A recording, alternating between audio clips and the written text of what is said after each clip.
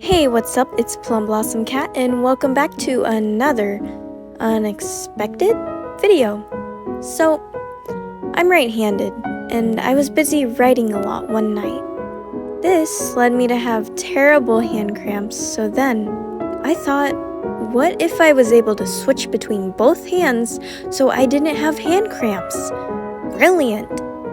Except, I'm not used to writing with my left hand.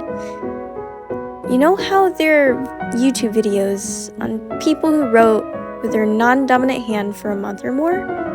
Well, I did that very thing. I decided to challenge myself by writing a page a day with my non-dominant left hand for 31 days in a row to see if I can improve my left-handed handwriting. And oh, it was quite the journey. A long journey at that. So, every day, I wrote down the number of days I'm on, the day after checking each time because I didn't know that off the top of my head, the alphabet, numbers, a little log or journal of how I felt or what I thought during that day, and weird lines near the bottom. Now, why in the world are there lines? Well, you know what? I'm an artist, so I wanted to see if I could improve my line work precision with my left hand. Makes sense now, right? Now, the first day was rough. My hand was cramping up so much and it felt like I was learning to write all over again. That was not fun. The next few days were a struggle with getting used to writing with that hand, and I even learned how sometimes you can't even see what you're writing depending on where your hand is when you write. Fun. Also discovered that the brackets on the side can also mess up my writing if my hand bumps into it. Also fun. But you know what? I kept going even though it appeared that my writing just got worse. On days 4 and 5, I was getting used to it. I even began to write a little faster and changed the way I held the pencil to see how that changed my writing. On days 6 and 7, my handwriting, you know what? Wasn't as jaggedy as it was at the start. On days 8 and 9, I was getting more used to writing a page each day and getting into the rhythm of it. Though I was struggling with figuring out what in the world to write for the journal just a little more. On days 10 and 11, I had some good writing moments and bad ones too. I also tried to see how cursive would look, and it wasn't the best and wasn't the worst. On days 12 and 13, I started writing down some vivid dreams I remembered as a way to make the most out of the journal for the day. On days 14 and 15, my handwriting was looking better and better. I also had a few times when I almost forgot to write the page for that day, but luckily I didn't forget at all during this whole challenge. I actually did it. Thank goodness for that. On days 16 and 17, I wanted to try using my left hand with more everyday type of things, outside of writing. I learned how some doors, buttons, and many other things aren't that well accustomed to left-handed people. Kudos to all of you for the struggles you have. On days 18 and 19, it was a new month. I dabbled in some more cursive and reflected a bit on how life had been so far this year. On days 20 and 21, I had a few Adele songs stuck in my head.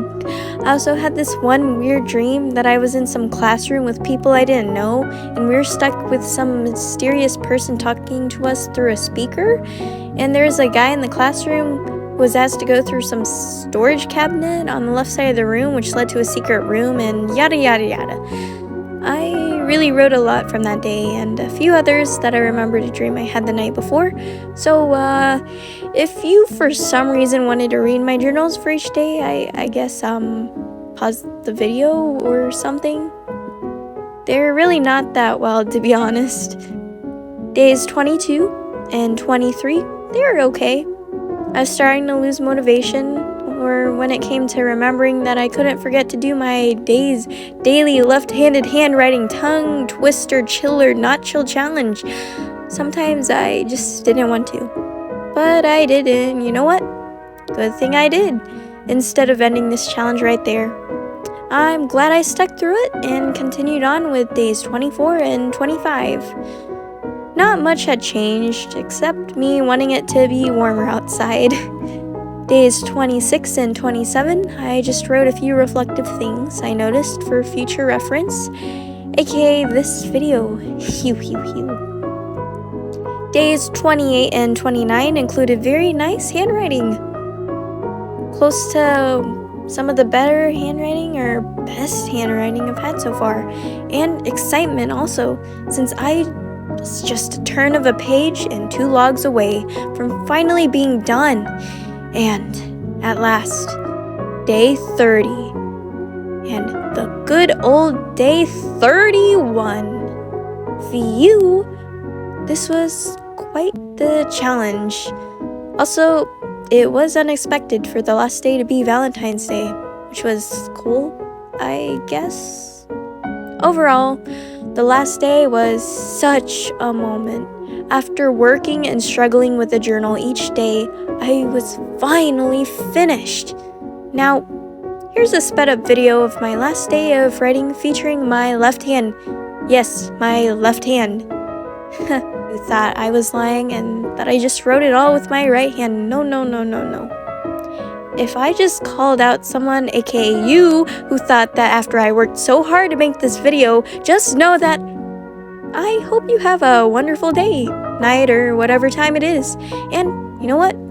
Remember, it doesn't hurt to be speculative sometimes. Also, don't believe everything people tell you. There are plenty of trolls out there. Anywho, back to the moment you all have been, or maybe not, have been waiting for. Through this challenge, I did see some growth in legibility and the comfort improved while writing with my left hand. But what did I take away from putting myself through this lengthy challenge, you ask? Well, it's quite simple, really. Nothing. Absolutely nothing. Just kidding. It was actually determination. Stay determined. Yeah, even though you may feel like you want to give up at the start, halfway through, or just a few days before the end, stop and think. Do I really want to leave it just like that? Yes, no, maybe so? There isn't a solid answer. What matters is what you really want to achieve. And as cheesy as that sounds, I know. It's better to risk following a dream at first than to regret not being able to try to follow it earlier on. Time is limited, but it's also still there for you to change things up and try something new. So don't be afraid to go out there and challenge yourself, because who knows what things you'll achieve, and maybe you'll even surprise yourself. Thank you for watching this video, and please consider subscribing if you haven't yet. It would really mean a lot to me after working this long on such a video, and don't forget to take breaks and care for your well-being. This is your friendly neighborhood plum signing off. See ya!